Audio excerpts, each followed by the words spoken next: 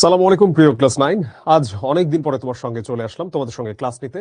আর আজকের ক্লাসটা আমরা নিব হুমায়ুন আহমেদের মুক্তিযুদ্ধ ভিত্তিক চমৎকার একটা উপন্যাস 1971-এর উপর সহপাঠ। কেমন আছো তোমরা সবাই সেটা আগে বলো। ওয়ালাইকুম আসসালাম ওয়া রাহমাতুল্লাহি ওয়া বারাকাতুহু। একসাথে সবাই সালাম দিচ্ছে, সবাইকে বলছি ওয়ালাইকুম আসসালাম, ওয়ালাইকুম আসসালাম, ওয়ালাইকুম আসসালাম। আবরার বলছে স্যার আমি A+ পেতে চাই। ইনশাআল্লাহ আবরার তুমি অবশ্যই A+ পাবা। আমরা শিক্ষক থেকে তো আছি এমন ভাবে সবকিছু পড়িয়ে দেবার জন্য যাতে তুমি নিজে যদি আমাদের নির্দেশনাটা একটু ফলো করে একটু পড়াশোনা করো A+ নিশ্চিত। আচ্ছা বাই দ্য ওয়ে আমাকে স্পষ্ট শোনা যাচ্ছে? স্পষ্ট দেখা যাচ্ছে? এইটা আগে একটু বলো তো।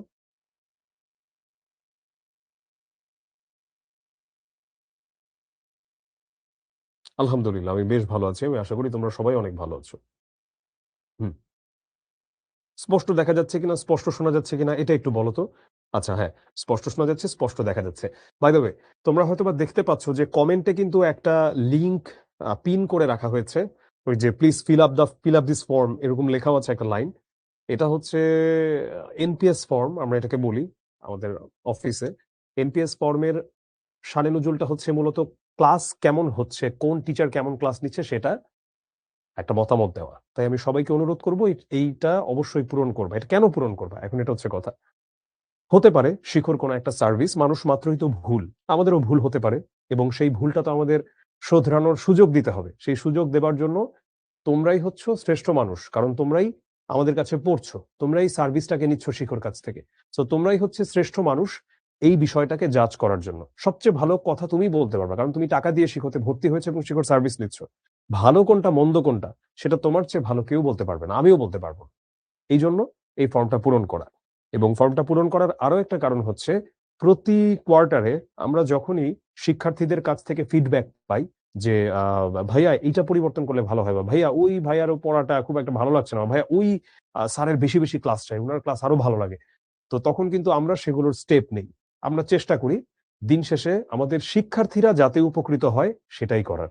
কারণ তোমরাই হচ্ছে আমাদের প্রাণ। শিখর কোনো অস্তিত্ব নেই যদি তোমরা শিক্ষার্থীরা না থাকো। কারণ তোমরাই হচ্ছ শিখর প্রাণ। তো ফাতিমা বলেছে সে বাংলা প্রথম পত্রে ৯৯ পেয়েছে। কংগ্রাচুলেশনস ফাতেমা। আ ইনশাআল্লাহ আরো অনেক ভালো কিছু হবে সামনের দিনগুলোতে। মাহাদী হাসান বলছে শিখর সাথে অনেক দিনই আছি। মাহাদী পরে যেটা বলেছো আমার কাছে ব্যাপারটা মোটেও এমন মনে হয় না।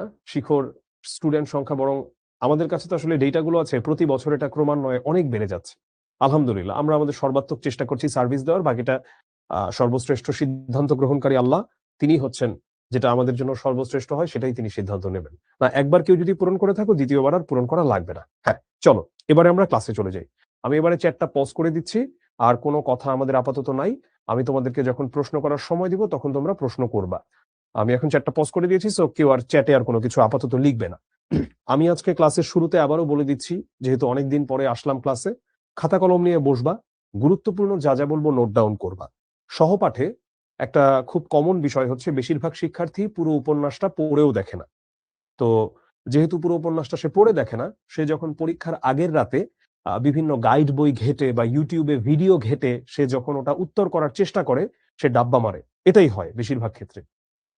কিন্তু আমি ১ম কথা বলব পুরো উপন্যাসটা পড়া হচ্ছে সবচেয়ে ভালো। কিন্তু পুরো উপন্যাসটা না পড়েও কেউ ১০ এ ১০ পেতে পারে। আমি নিজে এটার একটা বাস্তব প্রমাণ। আমি নিজে পদ্মা নদীর মাঝি পড়ি নাই মানিক বন্দ্যোপাধ্যায়ের। কিন্তু আমি কিন্তু বাংলাতে অনেক ভালো মার্কস পেয়েছিলাম। তো এখানে এখন করণীয় কি?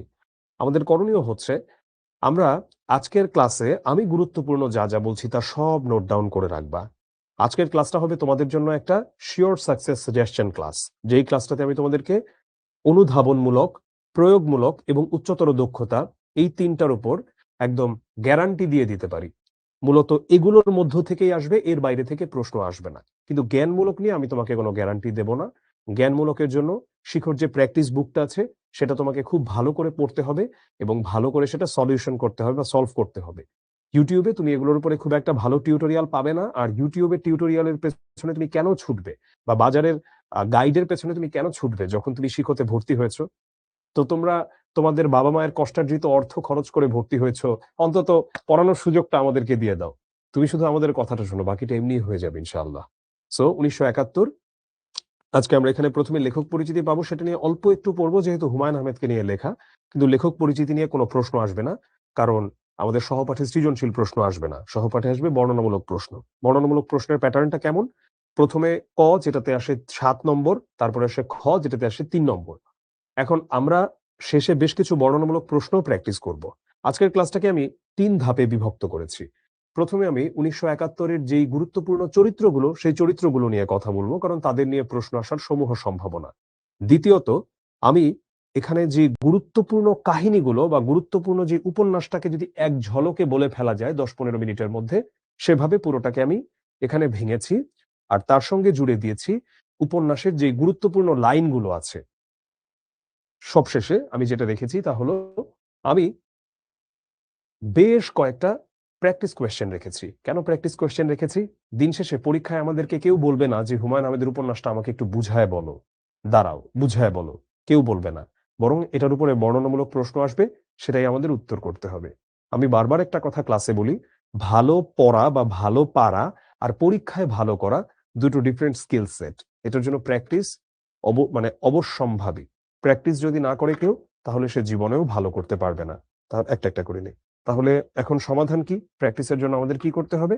প্র্যাকটিসের জন্য আমাদেরকে শিখর যে প্র্যাকটিস বুক, ওগুলো ফলো করতে হবে এবং সেখান থেকে বাসায় নিজে, নিজে ঘড়ি ধরে, ধরে প্র্যাকটিস করতে হবে।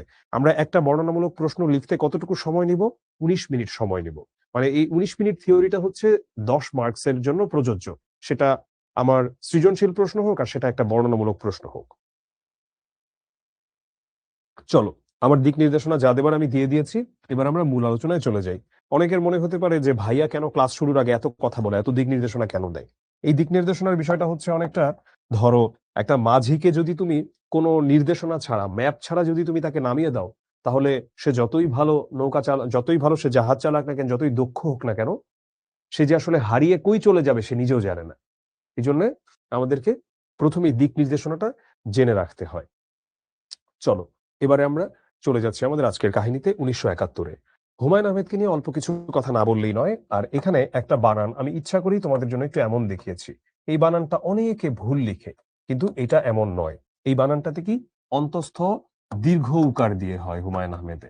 ঠিক আছে? অন্তঃস্থ দীর্ঘ উকার দিয়ে। আমি ইচ্ছা করে বানানটা রেখেছি, অন্যান্য জায়গাতে ঠিক রেখেছি যাতে তোমরা ভুলটাকে কেটে শুদ্ধটা করতে শেখো।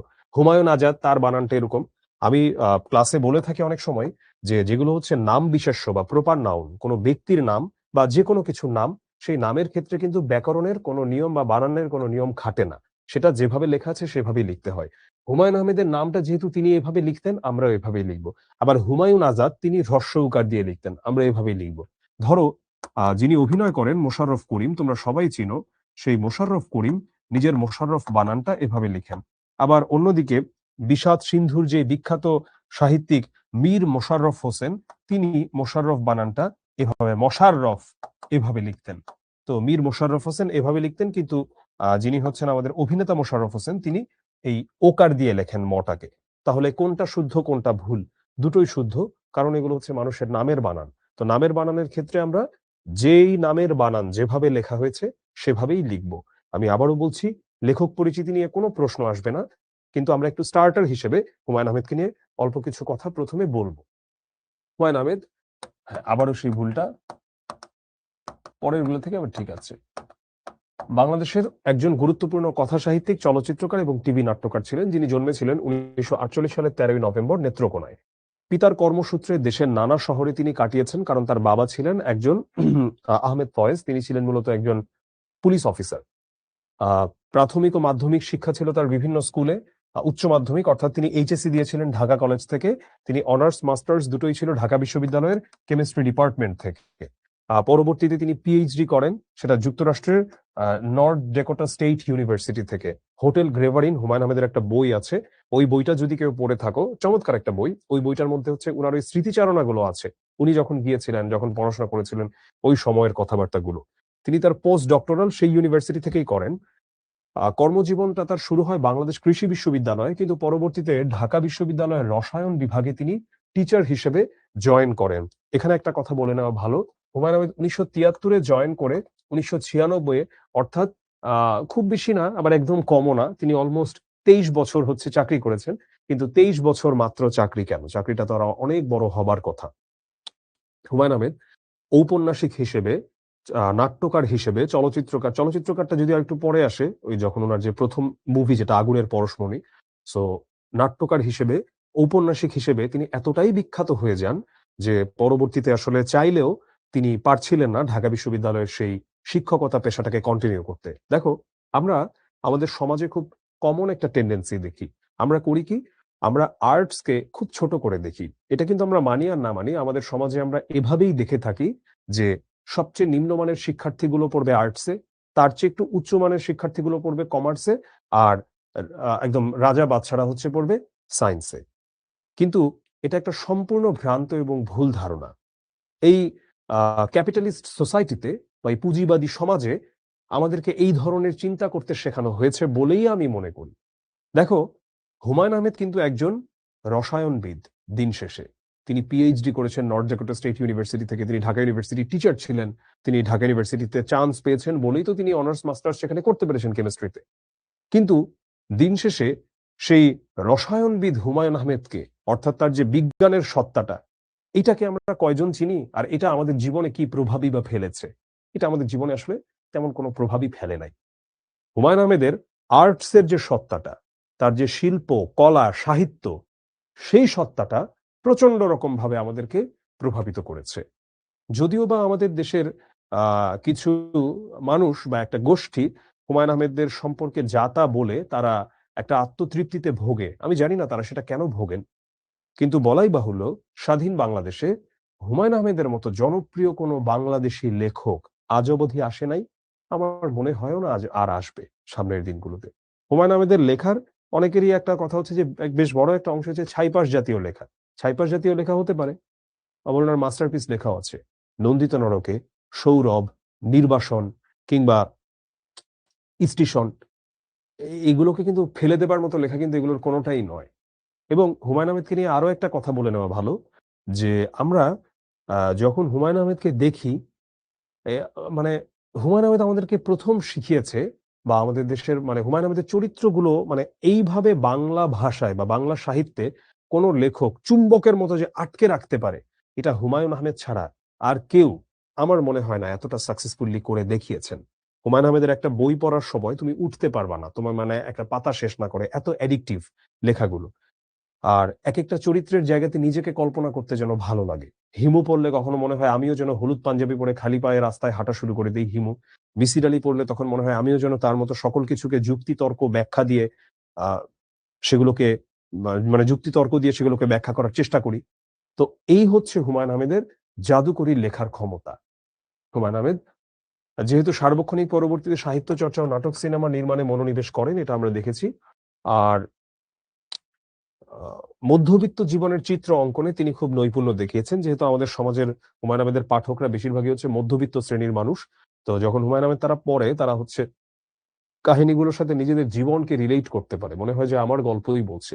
যেকোনো সাহিত্য বা যেকোনো সিনেমা হোক, নাটক হোক, তখনই সেটা পূর্ণতা পায় বা সবচেয়ে বেশি আমাদের কাছে জনপ্রিয়তা পায় যখন আমরা দেখি যে ওটা ওটা দেখে মনে হয় যে এ যেন আমারই কথা বলছে বা এ যেন আমার কথাকেই যেন এ নতুন করে বলছে। তখনই আমরা আসলে সেটার প্রতি সবচেয়ে বেশি আকৃষ্ট হয়ে যাই। তো যাই হোক, হুমায়ূন আহমেদ নিয়ে আর তেমন কোনো কিছু বলার নাই। তিনি কোলন ক্যান্সারে জীবনের শেষাংশে এসে মৃত্যুবরণ করেন। তিনি ইউএসএ তে ছিলেন ২০১২ সালে, ইউএসএ তে চিকিৎসার জন্যই ছিলেন, সেখানেই তিনি মৃত্যুবরণ করেন। তিনি তাকে বাঁচানোর জন্য ডাক্তাররা যথেষ্ট চেষ্টা করেছেন। কিন্তু যাই হোক, তিনি শেষ পর্যন্ত বাঁচেন নাই হুমায়ূন আহমেদ। ২০১২ সালের ১৯শে জুলাই তিনি মৃত্যুবরণ করেন এবং জীবনের শেষের দিকে তিনি 'প্রথম আলো' পত্রিকায় একটা কলাম লিখতেন, নিউ ইয়র্কের নীল আকাশে ঝকঝকে রোদ। আমার এখনো মনে পড়ে। এবং হুমায়ূন আহমেদের মতো এরকম ঝরঝরে লেখা বা এতটা জনপ্রিয় লেখক, লেখালেখি করে এত অর্থবিত্তের মালিক হওয়া থেকে শুরু করে সবকিছু, এটা আর কেউ এই কোয়ালিটিরই আমরা আসলে আর এরকম খুব একটা দেখি না হুমায়ূন আহমেদের পরে। একটা উদাহরণ দেই, সেটা হলো হুমায়ূন আহমেদ মাঝে, মাঝেই দেশের বাইরে গিয়ে, এটা আমি তার ভ্রমণ কাহিনীমূলক বেশ কিছু বা আত্মজীবনীমূলক তার অনেকগুলো বই আছে, 'বল পয়েন্ট', 'দেখা না দেখা'। সো ওখানে আমি পড়েছিলাম কিছু শৈশব।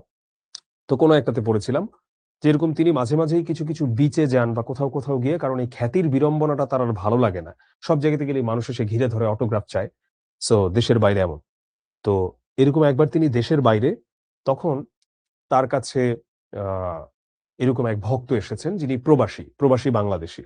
আপনি কি খেতে চান স্যার? এমন। তো হুমায়ূন আহমেদ কিছুটা বিরক্তই হয়েছে যে আবার এখানে এসে এরকম মানুষ জুটে গেছে। তিনি এমন কয়েকটা খাবারের পদের নাম বলেছেন, তিনি নিশ্চিত যে এগুলো জোগাড় করতে পারবেন না। ধরো লইট্টা শুটকির অমুকের অমুক, এমুকের অমুক, যে এগুলো তো বাংলাদেশ ছাড়াও কোথায় পাবে? ওই লোক ঠিকই ওটা নিয়ে আসছে। এই ধরো ২-৪ দিন পরে বা পরের সপ্তাহে। হুমায়ূন আহমেদ অবাক হয়ে গেছে। তো এগুলো হচ্ছে খ্যাতির বিড়ম্বনা আরকি। এনিওয়ে, আমাদের পরে একটা অংশ আছে আ ঔপন্যাসিক পরিচিতির পরে সেটা উপন্যাসের সংজ্ঞা-টঙ্গা এগুলো আমি দিয়েছি তোমাদের নিজেদের পড়ার জন্য। এগুলো থেকে পরীক্ষায় কিছু আসে না। তোমার যদি মনে হয় তাহলে তুমি উপন্যাসের সংজ্ঞাটা পড়ে নিতে পারো। উপন্যাস দিয়ে কি বোঝায়, না বোঝায়। আমরা চলো সরাসরি চলে যাই আমাদের চরিত্র পরিচিতিতে। আমি বলছিলাম যে আমাদের ক্লাসে আজকে আমরা শুরুই করব চরিত্র পরিচিতি দিয়ে।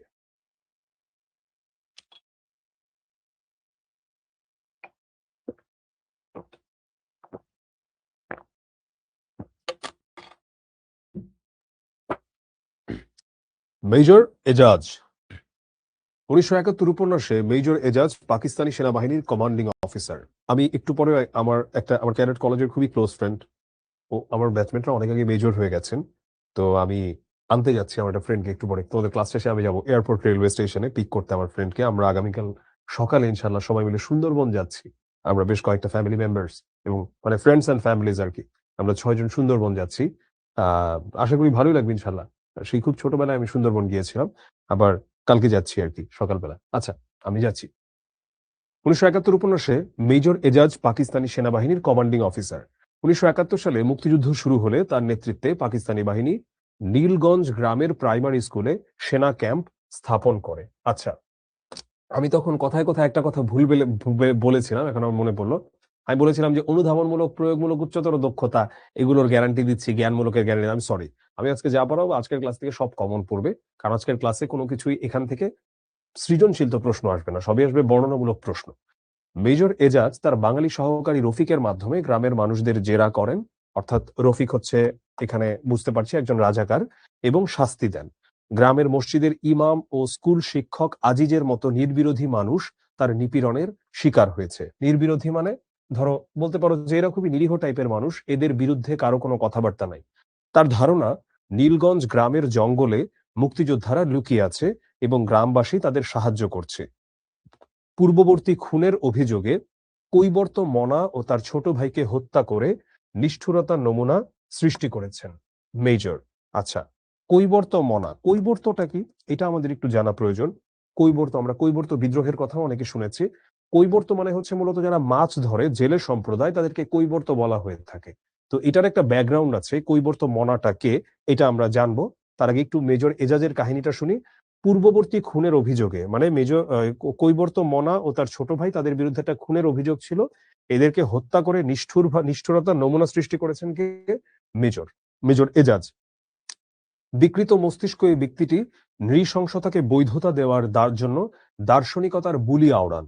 মানে সে নানা রকম দার্শনিকতার বুলি আওড়ায় এবং এই খারাপ নৃশংসতাকে, এই খারাপ জিনিসগুলাকে বৈধতা দেবার জন্য। অনেকে আছে হয়তোবা দার্শনিকতা কি এটাও বোঝে না। দর্শন কি? আচ্ছা, দর্শন বলতে হচ্ছে একেকটা চিন্তার ধরন। যেমন ধরো ইসলামিক দর্শন, অর্থাৎ ইসলামে যেভাবে চিন্তা করা হয়। আবার ধরো আমরা বলতে পারি ফ্রেডরিক নিটশে, তিনি অনেক বিখ্যাত একজন দার্শনিক ছিলেন, জার্মান দার্শনিক, ফিলোসফার হচ্ছে দার্শনিকের ইংরেজি। সো ফ্রেডরিক নিটশে তার নিজের একটা দর্শন আছে, নিটশের দর্শন। বা ধরো হযরত মাওলানা জালালউদ্দিন রুমি, উনার একটা দর্শন আছে। এরকম আরকি। যেকোনো একটা ব্যক্তি ধরো তোমার নিজেরও একটা দর্শন থাকতে পারে। মানে তোমার চিন্তার প্যাটার্ন বা চিন্তার ধারা। মেজর এজাজ চরিত্রটি পাকিস্তানি হানাদার বাহিনীর নৃশংসতা, নিষ্ঠুরতা, জাতিগত বিদ্বেষ ও কুটিলতার বহিঃপ্রকাশ। ১৯৭১ সালের মুক্তিযুদ্ধকে পাকিস্তানিদের দৃষ্টিতে লেখক উপস্থাপন করেছেন এ চরিত্রের মাধ্যমে। মেজর এজাজ চরিত্রটিকে আর ১০ জন সেনা কর্মকর্তার সঙ্গে তুলনা করা যায় না। মিলিটারির দলনেতা হিসেবে নীলগঞ্জ গ্রামে তার আসার কারণ হিসেবে উল্লেখ করেছে মুক্তিবাহিনী কর্তৃক তার বন্ধুকে অপহরণ করার বিষয়টি। তো নীলগঞ্জ গ্রামে মেজর এজাজের আগমনের কারণটাকে এভাবেই দেখানো হয় যে মুক্তিবাহিনী তার একটা বন্ধুকে কিডন্যাপ করেছে বা অপহরণ করেছে। এক পর্যায়ে তিনি পাক বাহিনীর নির্মম আগ্রাসনকে সার্ভাইভালের প্রশ্ন বলে বৈধতা দিতে চেয়েছেন। আচ্ছা, সার্ভাইভালের প্রশ্নটা কি? সার্ভাইভালের প্রশ্ন বলে বৈধতা দিতে চেয়েছেন মানে হচ্ছে পাকিস্তানি বাহিনী যে নির্মমভাবে এভাবে হত্যা করছে, ধর্ষণ করছে, লুটতরাজ করছে, তো তিনি একটা সময় এইটাকে জাস্টিফাই বা বৈধ বলার চেষ্টা করেছেন এই বলে যে এটা মূলত মানুষকে আসলে কি বলবো যে মানুষকে একটা মানে কি বলবো যে তারা টিকে থাকার জন্য পাকিস্তানিরা এই কাজটা করছে, এভাবে বৈধতা দেবার চেষ্টা করছে। দেখো, একটা কথা আমার কানে খুব বাজে, বিজয়ীরা বরাবরই ভগবান এখানেতে, পরাজিতরাই পাপী এখানে। রাম যদি হেরে যেত, রামায়ণ লেখা হতো, রাবণ দেবতা হতো সেখানে। এটা হচ্ছে নচিকেতার ইটস এ গেম গানের একটা লাইন আমার মনে পড়লো, বাট এটা এটা ৮-১০টা গানের মতো নয়। এই গানের মধ্যে যেই ফিলোসফিক্যাল কথাবার্তা তিনি তুলে এনেছেন, তো এই যে বিজয়ীরা বরাবরই ভগবান এখানেতে, অর্থাৎ যিনি বিজয়ী হন ইতিহাসটা তার পক্ষেই লেখা হয়। অর্থাৎ যিনি হারেন তার গল্পটায় সবসময় তাকে আসলে ভিলেন হিসেবেই দেখানো হয়, আর গল্পটা তো তিনি রচনা করতে পারেন না। যেমন যখন তিনি তাদের পক্ষে সাফাই গাচ্ছেন, মানে পাকিস্তানি মিলিটারির এই মেজর এজাজ নিজেদের পক্ষে, তখন তিনি বলছেন যে পাকিস্তানের নিজেরা টিকে থাকার জন্য, বেঁচে থাকার জন্য হচ্ছে আজকে এই যুদ্ধটা করতে হচ্ছে। মেজর এজাজ নীলগঞ্জের মানুষজন তার সহচর রফিক তথা বাঙালিদের মনস্তত্ত্বকে বিশ্লেষণ করেছেন নিখুঁতভাবে। এ চরিত্রের মাধ্যমে ঔপন্যাসিক বাঙালিদের প্রতি পশ্চিম পাকিস্তানিদের নেতিবাচক মানসিকতার স্বরূপ তুলে ধরেছেন। মেজর এজাজ বাঙালিদের মৃত্যু ভয় দুর্বলতা নিয়ে চরম কটাক্ষ করেছেন এবং বাঙালির আত্মসম্মানবোধ কুকুরের চেয়েও নিম্নতর বলে অভিহিত করেছেন। মাত্র ২৫ ভাগ বাঙালিকে মুসলিম ও বাকি ৭৫ ভাগ বাঙালিকে হিন্দু বলে অভিহিত করেছেন। মনস্তাত্ত্বিক দ্বন্দ্বে মুখর, নৃশংস, অত্যাচারী, কুটিল চরিত্র মেজর এজাজ পাকিস্তানি আত্মগর্ব মানসিকতা ও আগ্রাসনের প্রতীক। পাকিস্তানি আত্মগর্ব মানসিকতা ও আগ্রাসনের প্রতীক। তো সেখানে আসলে পাকিস্তানি হানাদার বাহিনীর যেই অত্যাচারটা বা যেভাবে চালিয়েছেন, তো আসলে পাকিস্তানি এই মানে যেই ধ্বংসযজ্ঞটা আমাদের প্রতি চালানো হয়েছে, তো তাদের মন মানসিকতা বা মনোভাবকে প্রকাশ করার একজন মানে প্রতীক হচ্ছে আমাদের এই মেজর এজাজ। আচ্ছা, এখন আমি একটু চ্যাপ্টার রিজুম করি। তোমরা কি ঠিকঠাক বুঝতে পারছো কিনা, আমি যে পড়াচ্ছি ক্লাস ঠিকঠাক লাগছে কিনা তোমরা একটু আমাকে চ্যাটে লিখো। আমি চ্যাটটা ওপেন করেছি তোমাদের জন্য।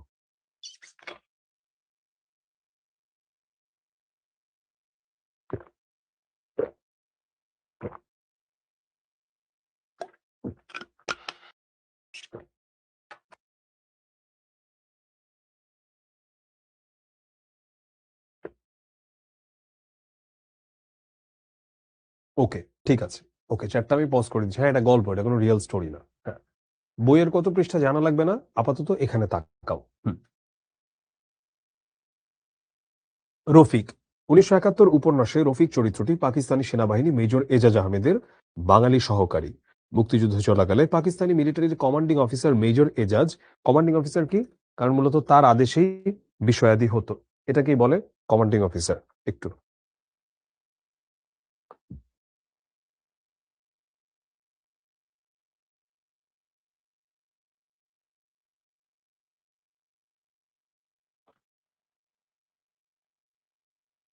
হুম।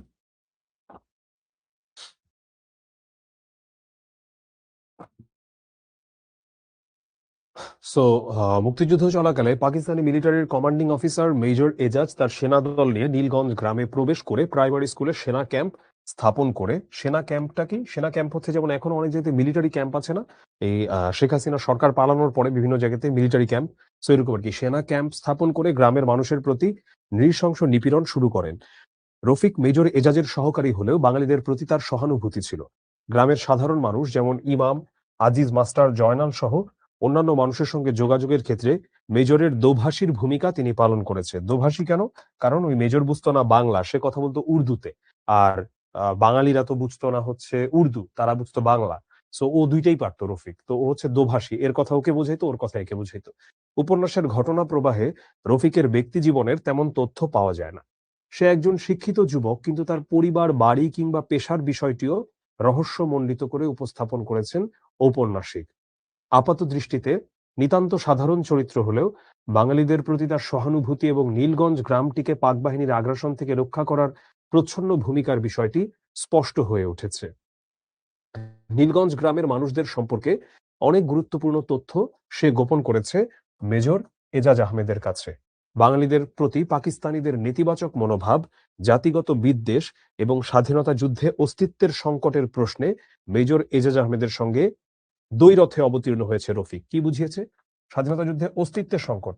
অস্তিত্বের সংকট কি মানে হচ্ছে, ধরো যখন কি বলবো, যে তোমার পরিচয় তুমি হারায় ফেলতেছো ওরকম একটা সময়, তো তখন মেজর এজাজ আহমেদের সঙ্গে দ্বৈরথে বিভিন্ন রকম তর্কাতর্কিতে বা বাগবিতণ্ডায় অবতীর্ণ হয়েছে রফিক। উপন্যাসের ক্লাইম্যাক্সের দিকে তার চরিত্রটি হঠাৎ গুরুত্বপূর্ণ হয়ে ওঠে। একটা উপন্যাসের ক্লাইম্যাক্স বলতে যখন ঘটনাটা মূল দিকে যায়, যেমন ধরো বাংলা সিনেমায় যখন লাস্টে গিয়ে ভিলেন ধরা পড়ে, এটাকে একটা ক্লাইম্যাক্স বলতে পারো। ব্যক্তিত্বের বিকাশ ঘটিয়ে রফিক চরিত্রটি অসীম সাহসী হয়ে ওঠে। গ্রামের জঙ্গলে অবস্থান নেওয়া মুক্তিযোদ্ধাদের খাদ্য রসদ সরবরাহের বিষয়টি জানত রফিক। এমনকি কৈবর্ত পাড়ায় তল্লাশি চালাতে নিরুৎসাহিত করেছে মেজরকে। মুক্তিযোদ্ধাদের অবস্থান সম্পর্কে সঠিক তথ্য না দিয়ে সে মেজরকে বিভ্রান্ত করতে চেয়েছে। ঝড়ের সময় একটা পাগলের বনের ভেতরে ছুটে যাওয়া দেখে রফিকের উল্লসিত হয়ে ওঠা তার চরিত্রকে রহস্যময় করে তুলেছে। রফিকের প্রতি মেজরের সন্দেহজনক মনোভাব থাকলেও তার প্রতি নির্ভরশীলতাও ছিল। তো উপন্যাসের শেষ পর্যায়ে রফিককে আমরা নতুন রূপে দেখতে পাই। রফিক প্রবল আত্মবিশ্বাসী ও সাহসী সত্তায় পরিণত হয়। একজন বাঙালি হয়ে সে পাকিস্তানে হানাদার বাহিনীর মেজরকে এদেশ থেকে জীবিত ফিরে যাওয়ার ক্ষীণ সম্ভাবনার কথা উচ্চারণ করে হুঁশিয়ারি দেয়। রফিক চরিত্রটিকে সাধারণ টাইপ চরিত্র থেকে সংবেদনশীল, দেশপ্রেমিক ও বাঙালিদের মুক্তিযুদ্ধের পক্ষের একটা সত্তায় বিবর্তিত করেছেন হুমায়ুন আহমেদ। এবারে আমরা পাবো ইমাম সাহেবের কথা। ফাহিম, আমার লিপ জেলটা একটু নিয়ে আসতে বলো বিশ্বম্ভরকে। 1971 উপন্যাসের নীলগঞ্জ গ্রামের বিদেশি তথা অস্থানীয় ব্যক্তি ইমাম সাহেব। এই বিদেশি বলতে কি বোঝানো হচ্ছে? ধরো চট্টগ্রামের কোনো একটা জায়গা, ধরো রাউজান, এখন ওখানে কোনো একজন ইমাম সাহেব, তিনি ধরো গিয়েছেন ধরলাম গোপালগঞ্জ থেকে, বা ধরো তিনি গিয়েছেন বরিশাল থেকে। তো এরকম এরকম আর কি। এটা কি বিদেশি বলছে? বিদেশি মানে এই না যে তিনি বাংলাদেশের বাইরের কোথাও, মানে অন্য অঞ্চলের সে এসে এখানে এই ইমামতি করেন। তো এই দুর্গম অঞ্চলের মসজিদে এসে তার ইমামতি করার বিষয়টি রহস্যমণ্ডিত। তিনি মসজিদে থাকেন এবং মাসের 15 দিন অবস্থা সম্পন্ন জয়নাল মিয়ার বাড়িতে খান। অবস্থা সম্পন্ন বলতে ধনী জয়নাল মিয়া তার বাড়িতে খাওয়া দাওয়া করেন। বাকি 15 দিন তিনি পালা করে অন্য ঘরগুলোতে খান। কিছুদিন হলো তিনি বিয়ে করে এ গ্রামে স্থায়ীভাবে বসবাস করার ইচ্ছা প্রকাশ করলেও গ্রামের মানুষজন তাতে সায় দেয় না, কারণ সে তো এখানকার না। গ্রামের প্রাইমারি স্কুলে মিলিটারিরা ক্যাম্প স্থাপন করলে তিনি কৌতূহল বশত সেদিকে এগিয়ে যান। কি হচ্ছে এই এসিটাতে বুঝতে পারতেছি না। কৌতূহল বশত তিনি এগিয়ে যান, সেদিকে এগিয়ে যান এবং মিলিটারির হাতে তিনি আটক হন। পাকিস্তানি মিলিটারিরা তাকে পাকিস্তানি মিলিটারিরা তাকে শারীরিকভাবে প্রহার করে রক্তাক্ত করে ফেলে। ইমাম সাহেব চরিত্রটি ঔপন্যাসিক বিনির্মাণ করেছেন ধর্মভীরু, পরহেজগার ও দুর্বল মানসিকতার ব্যক্তি হিসেবে। মিলিটারি তাকে এবং আজিজ মাস্টারকে আটক করার পর থেকে তিনি শুধু দোয়া ইউনুস পড়েছেন এবং মাস্টারকেও পড়তে বলেছেন। বিপদের মুহূর্তেও তিনি তার পরহেজগারিতা এবং সাচ্চা মুসলমান রূপে নিজেকে প্রমাণ করতে অজুর পানি চেয়েছেন, এমনকি পানির অভাবে অজু না করতে পেরে অনুশোচনা বোধ করেছেন। ইমাম সাহেব চরিত্রে ঔপন্যাসিক বাঙালি ধর্মপ্রাণ মুসলমানের প্রতীকী চিত্রায়ন করেছেন। কৈবর্ত সম্প্রদায়ের মনা ও তার ছোট ভাই বীরুকে ইমাম সাহেবের সামনে শাস্তি দেওয়ার সময় বিষয়টি সহ্য করতে না পেরে বমি করে ফেলেন তিনি। ইমাম সাহেবের কাছ থেকে মুক্তিযোদ্ধাদের সম্পর্কে তথ্য জানতে চেয়ে জেরা শুরু করলে তিনি সাহসের সঙ্গে মিলিটারির প্রশ্নের উত্তর দিয়েছেন। ইমাম সাহেব চরিত্রটি 1971 সালের মুক্তিযুদ্ধে পাকিস্তানি বাহিনীর আগ্রাসনের শিকার এবং নির্বিরোধী বাঙালি সত্তার প্রতীক হয়ে উঠেছেন। এখানে হুমায়ুন আহমেদ খুব সুন্দর একটা খেলা খেলেছেন। সেটা হলো, আমাদের দেশে মূলত জাফর ইকবাল গং বা জাফর ইকবালের মতো মানুষরাই আসলে এই মানে নিকৃষ্ট কাজটা করেছেন। সেটা হলো, তারা যখনই কোনো রাজাকার আল বদর আল শামস দেখিয়েছেন, তার দাড়ি টুপি থাকবে এবং তিনি মানে ইসলামিক এইরকম একটা ইমেজ তিনি এনেছেন। বিষয়টা একদমই এমন নয়। তুমি যদি সত্যিকার রাজাকারদের ছবি দেখো, তাদের অনেকেই বেশিরভাগই ক্লিন শেভড, কারো কারো গোঁফ আছে এবং অনেকেই ছিল হিন্দু, এমন রাজাকারও ছিল। তো রাজাকার হবার সাথে আসলে দাড়ি টুপির সম্পর্কটা কোথায়? তোমরা ছোট মানুষ, আমি অত গভীরে এখন যাব না আলোচনার। কিন্তু ওই যে আমি বললাম যে মোহাম্মদ জাফর ইকবাল এবং এদের মতো কিছু তৃতীয় শ্রেণীর প্রাণী তারা হচ্ছে নিজেদের ভেতরের যে বিদ্বেষ ধর্মের প্রতি সেটাকে তারা উগরে দিয়েছেন এভাবে। প্রকৃত ভালো মানুষ কোনো ধর্মের প্রতি বিদ্বেষ রাখতে পারে না। যদি একটা সমাজকে সুন্দরভাবে চলবে কি চলবে না সেই নিয়ম রীতিতে আসা হয়, তাহলে ওটা যেই ধর্মেরই কোর প্রিন্সিপল দিয়ে যদি আসলে একটা সমাজকে পরিচালনা করা যায়, তাহলে কিন্তু সমাজ অনেক ভালো চলবে। এটা নিয়ে কিন্তু কোনো সন্দেহ নাই। কিন্তু ওই যে অনেকেই ধর্মটাকে ইউটিলাইজ করে যেমন নিজের ব্যবসা করে, ধর্মকে পুঁজি করে নিজের ব্যবসা করে, তেমনি আবার এমন অনেকেও আছে যে ধর্ম বিদ্বেষটাকে উগরে দিয়ে ব্যবসা করে। তো আমি আর গভীরে যাব না কথা। হুমায়ুন আহমেদ এখানে একটা চমৎকার একটা দৃশ্য এঁকে দেখিয়েছেন, যেখানে তিনি মুক্তিযোদ্ধাদের পক্ষের লোক এবং এই ইমাম সাহেব কিন্তু প্রচন্ড রকম মাইর খাইছেন মিলিটারির কাছে। তোমরা কি যদি শ্যামল ছায়া মুভিটা দেখে থাকো হুমায়ুন আহমেদের, ওখানেও দেখবা চিত্রনায়ক রিয়াজ, তিনি একদম পরহেজগার একজন হুজুর থাকেন, তিনি কিন্তু মুক্তিযুদ্ধে জয়েন করেন। ঠিক আছে? তো এরকম। হ্যাঁ, চলো। আজিজ মাস্টার এখানে যাচ্ছি। ১৯৭১ উপন্যাসে ৩৮ বছর বয়সী আজিজ মাস্টার একটি গুরুত্বপূর্ণ চরিত্র। সে নীলগঞ্জ প্রাইমারি স্কুলের হেডমাস্টার। আজিজ মাস্টার নীলগঞ্জের স্থানীয় লোক নয়। আচ্ছা, এটা আমি ঠিক করলাম, তারপরে কেন যেন ফন্টের কারণে লেখাটা এরকম চলে আসলো। রুগ্ন, এটা হচ্ছে রুগ্ন বানা। রুগ্ন চেহারার এ লোকটি হাঁপানি সহ নানা রোগে জর্জরিত। গ্রামের অবস্থাপন্ন ব্যক্তি জয়নাল মিয়ার বাড়িতে আশ্রিত আজিজ মাস্টার স্বভাব কবি। জয়নাল মিয়ার বাড়িতে তিনি থাকেন। স্বভাব কবি মানে হচ্ছে তিনি মুখে মুখেই কবিতা রচনা করে ফেলতে পারেন। যেমন এরকম কে ছিল? এরকম একজন বিখ্যাত স্বভাব কবি ছিলেন কুসুম কুমারী দাস, জীবনানন্দ দাশের মা। আমাদের দেশে হবে সেই ছেলে কবে, কথায় না বড় হয়ে কাজে বড় হবে, মুখে হাসি বুকে বল তেজে ভরা মন, মানুষ হইতে হবে এই যার পণ। এটা হচ্ছে কুসুম কুমারী দাশের সবচেয়ে বিখ্যাত কবিতা আদর্শ ছেলে। জয়নাল মিয়ার বড় মেয়ে মালাকে নিয়ে লেখা তার ৩টি কবিতা নেত্রকোনার কিষান পত্রিকা থেকে প্রকাশিত হয়েছে। ১৯৭১ সালে মুক্তিযুদ্ধ শুরু হলে পাকিস্তানি মিলিটারি নীলগঞ্জ গ্রামে আসে এবং প্রাইমারি স্কুলে ক্যাম্প স্থাপন করে। মেজর এজাজ আজিজ মাস্টারকে বাড়ি থেকে ডেকে এনে জেরা করেন এবং তাকে আটকে রাখেন। বিস্তর জিজ্ঞাসাবাদে সে নীলগঞ্জ গ্রামে মুক্তিবাহিনীর অবস্থান অস্বীকার করে। আজিজ স্বাধীন বাংলা বেতার শোনে বলে স্বীকারোক্তি দেয় মেজরের কাছে। স্বাধীন বাংলা বেতার কি, এটা তোমরা অনেকেই জানবা। স্বাধীন বাংলা বেতার কেন্দ্র হচ্ছে একটা বেতার, একটা বেতার কেন্দ্র যেখানে হচ্ছে আমাদের মুক্তিযুদ্ধের মানে মুক্তিযোদ্ধাদের প্রেরণা জাগানোর জন্য ওইটা বলা যায় যে নানা রকম গান, প্রোগ্রাম, এইটা সেটা এরকম নানা কিছু ওখানে প্রচারিত হতো। এটার নাম ছিল কি? স্বাধীন বাংলা বেতার কেন্দ্র। জয়নাল মিয়ার মেয়ের প্রতি তার অনুরাগ এবং তাকে নিয়ে কাব্যচর্চার বিষয়টি জানতে পেরে তাকে বিয়ে দিতে চান মেজর। আচ্ছা, জয়নাল মিয়ার মেয়ের প্রতি তার একটা ভালো লাগা আছে। ইমাম সাহেবের নির্যাতিত চেহারা দেখে কাপড় ভিজিয়ে ফেলে সে, কারণ সেও ভীতু। সে প্রস্রাব করে দেয় রীতিমতো। ঔপন্যাসিক আজিজ মাস্টার চরিত্রটিকে গ্রামীণ এক ভীতু মানুষ থেকে সাহসী ব্যক্তিতে পরিণত করেছেন যুদ্ধের কঠিন পরিস্থিতিতে। মিলিটারি তাকে বিবস্ত্র করে জয়নাল মিয়ার সামনে উপস্থিত করলে সে মৃত্যুকে বেছে নিয়েছে। তার সামনে মিলিটারি কৈবর্ত সম্প্রদায়ের মনা ও তার ছোট ভাই বীরুকে গুলি করে হত্যা করলেও সে নির্বিকার চেয়ে থেকেছে। আজিজ মাস্টার গ্রামের সাধারণ একজন স্কুল শিক্ষক থেকে সাহসী মানুষে পরিণত হওয়ার দিকটি মুক্তিযুদ্ধের প্রেক্ষাপটে তুলে ধরেছেন ঔপন্যাসিক। এই চরিত্রটি মুক্তিযুদ্ধে নিপীড়িত বাঙালি সাধারণ জনতার প্রতিচ্ছবি হয়ে উঠেছে। নীলু সেন। নীলু সেন ১৯৭১ উপন্যাসে বর্ণিত নীলগঞ্জ গ্রামের একমাত্র পাকা দালানের বাসিন্দা। ২ বিঘা জমির ওপর এই কোঠাবাড়ি নির্মাণ করেছিলেন তার পূর্বপুরুষ। আচ্ছা, কোথায়? সুষম দুর্গাপুর। সুষম দুর্গাপুর হচ্ছে নেত্রকোনাতে। সুষম দুর্গাপুরের মহারাজার নায়েব চন্দ্র, আচ্ছা হ্যাঁ, এতদিকে না আসি। গৃহপ্রবেশের দিন, ঘরে ঢোকার দিন সর্পাঘাতে সাপের কামড়ে মৃত্যু হলে তার জমানো সম্পত্তির খোঁজ পায় না পরিবার। তো যাই হোক, পরে চন্দ্রকান্ত সেনের পরপুরুষ নীলু সেন এ বাড়িতে তার ভাগ্নেটাকে না বসবাস করেন। তো গ্রামের মানুষজন এই নীলু সেনকে যথেষ্ট শ্রদ্ধা করে এবং সালিশিতে ডাকে, মানে বিচার আচার হলে সেখানে তাকে ডাকে। বিয়ে শাদী সহ সামাজিক অনুষ্ঠানের মধ্যমণি থাকেন, সদালাপে খুব সুন্দর করে কথা বলেন এবং মিষ্টভাষী নীলু সেন। গ্রামে পাকিস্তানি মিলিটারি আসার পর নীলু সেনের শারীরিক অবস্থার অবনতি ঘটে। তলপেটে প্রচন্ড ব্যথায় মুখ দিয়ে গাজলা বের হয় তার, মানে ফেনার মতো।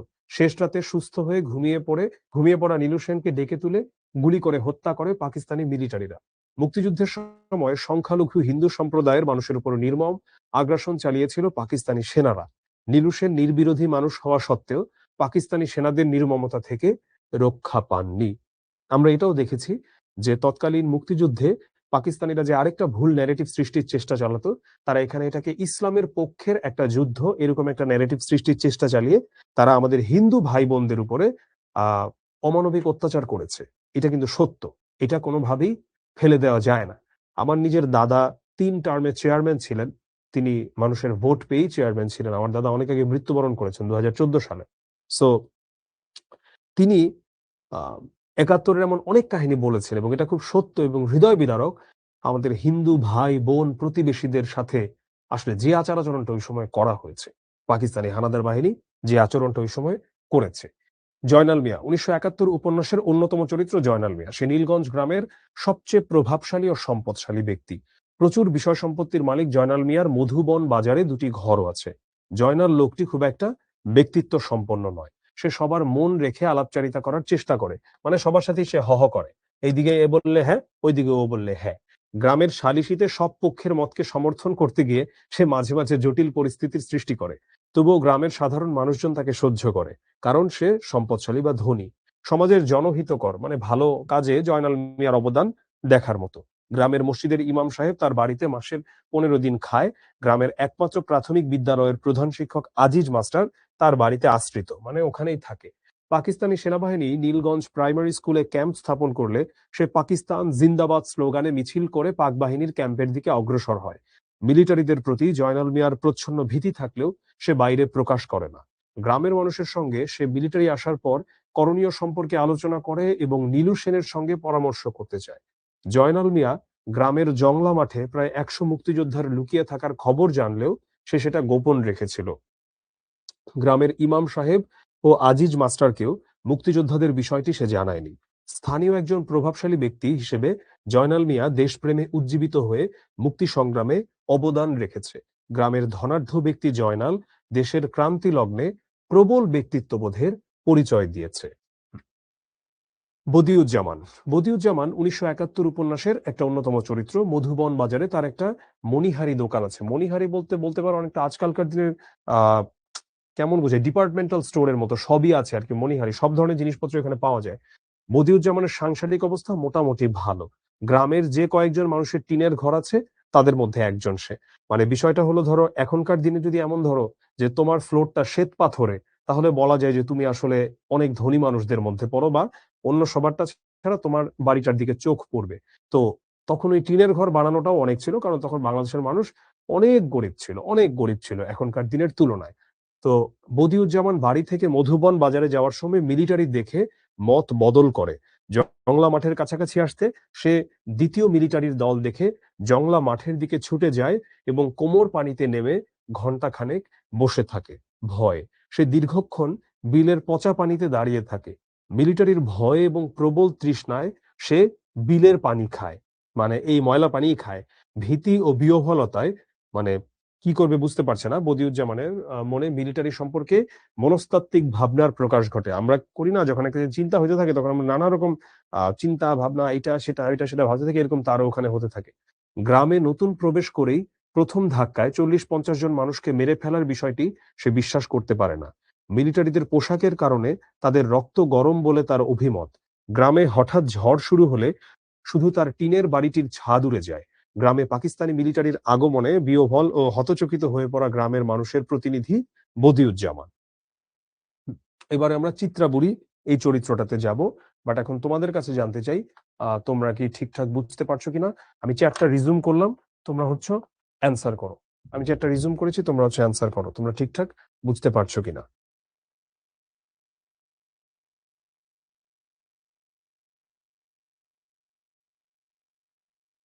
হুম, ওকে। হ্যাঁ, প্রহার মানে হচ্ছে মারধর করা। ঠিক আছে, ওকে, ঠিক আছে। চ্যাটটা আমি আবার পজ দিয়ে দিলাম, এখনো আমাদের বেশ খানিকটা বাকি আছে। নীলগঞ্জ গ্রামের প্রান্তিক কৈবর্ত সমাজের অসহায় বৃদ্ধা চিত্রাবুড়ি। গত বছর কৈবর্ত পাড়ায় মনা কৈবর্ত খুন করেছিল চিত্রাবুড়ির ছেলেকে। মনা কৈবর্ত হচ্ছে একজন খুনি মূলত। সে চিত্রাবুড়ির ছেলেকে খুন করেছে, কিন্তু গ্রামের মাতব্বরদের অনাগ্রহের কারণে ওই মনা কৈবর্তের বিচার হয় নাই। এমনকি কৈবর্তরা বুড়িকে থানায় নালিশ করলে তারা একদম বুড়িকে মেরে ফেলবে এরকম হুমকি দেয়। এরপর বুড়ি নীলু সেনের পাকা দালানে বসবাস করতে শুরু করে। হতদরিদ্র চিত্রাবুড়ি নীলগঞ্জের প্রথম ভিক্ষুক। নীলু সেনের দালানে থাকতে ভালো না লাগায় বুড়ি কালী মন্দিরে থাকতে শুরু করে। দেবী কালীর কাছে সে সন্তান হত্যার বিচারের জন্য ফরিয়াদ জানায়। অবচেতনে বুড়ি ভাবে দেবী কালী তার আহ্বানে সাড়া দেন। এমনকি সন্তান হত্যার বিচার চেয়ে দেবীর কাছে জোড়া পাঠা মানত করে সে। মানে একদম জোড়া পাঠা হচ্ছে সে বলি দেবে যে যদি সন্তান হত্যার বিচারটা মা কালী করে দেয়। গ্রামের মসজিদের ইমাম সাহেবের মতে চিত্রা বুড়ি দুষ্ট প্রকৃতির মহিলা, কারণ সে মসজিদের একটি বদনা চুরি করেছে। এই হলো গিয়ে আমাদের চিত্রা বুড়ি ক্যারেক্টারটা। এবার আসি মালা। মালা চরিত্রটি উপন্যাসে বর্ণিত নীলগঞ্জ গ্রামের সম্পদশালী ব্যক্তি জয়নাল মিয়ার বড় মেয়ে। তার বয়স আনুমানিক 13-14। জয়নাল মিয়ার বাড়িতে আশ্রিত আজিজ মাস্টারকে সে মামা বলে ডাকে, কিন্তু আজিজ মাস্টার তার প্রতি প্রণয়াসক্ত। প্রণয় মানে প্রেম, মানে আজিজ মাস্টার তার প্রেমে পড়েছে এবং তাকে নিয়ে কবিতা রচনা করে। নিজাম পাগল। নীলগঞ্জ গ্রামের অপ্রকৃতিস্থ মানে হচ্ছে পাগল, যার মাথা ঠিক নাই। একজন মানুষ হলো গিয়ে নিজাম। নিজাম পাগল গ্রামের মতি মিয়ার শ্যালক। বেশিরভাগ সময় সে সুস্থ থাকলেও মাঝে মাঝে তার মাথা গরম হয়ে যায়। তখন সে গ্রামের এ মাথা থেকে ও মাথা ছোটাছুটি করতে থাকে। দুপুরে রোদ বেড়ে গেলে জংলার বনে ঢুকে পড়ে। বনে ঘোরাফেরা করলেও তাকে সাপে কাটে না। সে গ্রামের মানুষদের কোনো উপদ্রব করে না, মানে কোনো ক্ষতি করে না গ্রামের মানুষদের। মেজর এজাজের মতে সে মুক্তিবাহিনীর সদস্যদের খবর বহনের দূত হিসেবে কাজ করে। আচ্ছা, এবারে আসি মীর আলী। মীর আলী হচ্ছে এই উপন্যাসের অন্ধ একজন বৃদ্ধ। সে বদিউজ্জামানের বাবা। মীর আলী অন্ধ একজন বৃদ্ধ এবং সে কার বাবা? বদিউজ্জামানের বাবা। বয়সের কারণে সে একা নিজের কাজকর্ম করতে পারে না। আমরা উনাকে নিয়ে বেশ কিছু প্রশ্ন অনেক সময় আসতে দেখি, আমি কথা বলবো এটা নিয়ে। একমাত্র নাতনি পরিবাণুকে সঙ্গে দেওয়া তার কাজ। আচ্ছা, বৃদ্ধ হলেও তার অনুভূতি শক্তিটা বেশ প্রবল। মেজর এজাজ ও রফিকের পদচারণা সে বুঝতে পারে। ক্ষুধা পিপাসার তাড়নায় সে ছেলে ও পুত্রবধূকে বিরক্ত করে। মানুষ বয়স হয়ে গেলে যেমনটা হয়, সে যেন অনেকটা দ্বিতীয় শৈশবে চলে যায়। মীরালিও ঠিক তাই। তার মূল সমস্যা থাকে রাতের বেলা যখন তার প্রস্রাব করার প্রয়োজন পড়ে, তো তখন তার ছেলে তো বিরক্তি প্রকাশ করে, সে একা একা যেতে পারে না, নয়তো সে বিছানায় প্রস্রাব করে দেয়, বয়স্ক মানুষ, অসুস্থ মানুষ। আর অথবা সে তার ছেলের বউকে যেতে বলে তার সঙ্গে। ছেলের বউ তাও তার সঙ্গে একটু কথাটা তো শোনালেও যায়, কিন্তু ছেলে সারাদিন কাজ করে আসার পরে খানিকটা বিরক্তই হয় মীরালির প্রতি।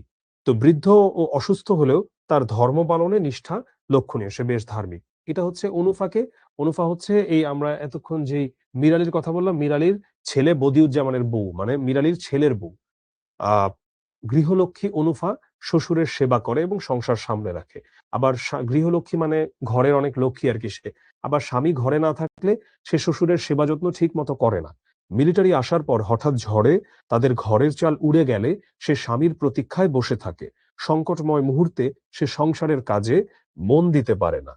গেল। এবারে বলাইকে, এটা হচ্ছে নীলু সেনের ভাগ্নে। এই বলাই মামার সাথে সে বিশাল বাড়িতে বাস করে। মামার স্নেহধন্য বলাই হঠাৎ হঠাৎ মামা অসুস্থ হলে তার সেবা করে। পাকিস্তানি মিলিটারি নীলু সেনকে গুলি করে হত্যা করার সময় সে কালী প্রতিমার আড়ালে লুকিয়ে প্রাণ রক্ষা করে।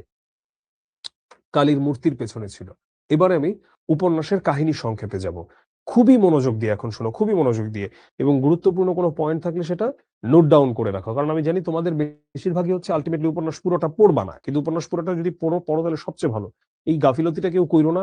তোমাদের আগে ছিল 2টা করে উপন্যাস, এবং এমন অনেক উপন্যাস ছিল যেগুলো তোমরা আসলে রিলেট করতে পারতা না পড়ে। সৈয়দ ওয়ালিউল্লাহর অনেক লেখা, যেগুলো গ্রামীণ জীবনের নানা রকম অনুষঙ্গ নিয়ে লেখা, এবং তোমাদের বেশিরভাগের কাছে খুবই বোরিং লাগতো, ওগুলো ভালোও লাগতো না। তো সেই জন্য কিন্তু এখন আমাদের এনসিটিপি কি করেছে, খুব সুন্দর একটা উপন্যাস দিয়েছে, তো হুমায়ুন আহমেদের উপন্যাস। সমসাময়িক লেখক তিনি। সমসাময়িক দুইটাই শুদ্ধ। হ্যাঁ, চলো। বাংলাদেশের একজন প্রখ্যাত কথা সাহিত্যিক হুমায়ুন আহমেদের লেখা উপন্যাস 1971। এটা তো মুক্তিযুদ্ধ ভিত্তিক, আমরা জানি। চলো দেখি।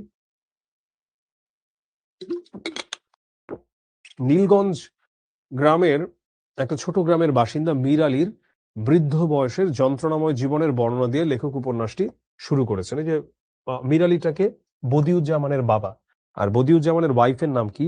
অনুফা। ওই যে একটু আগে যার কথা বললাম আমি, রাতের বেলা ওয়াশরুমে যাওয়া। মীর আলী একদিকে যেমন বৃদ্ধ, অন্যদিকে সে চোখেও দেখে না, তবে সে চারিদিকের শব্দ খুব ভালো শুনতে পায়।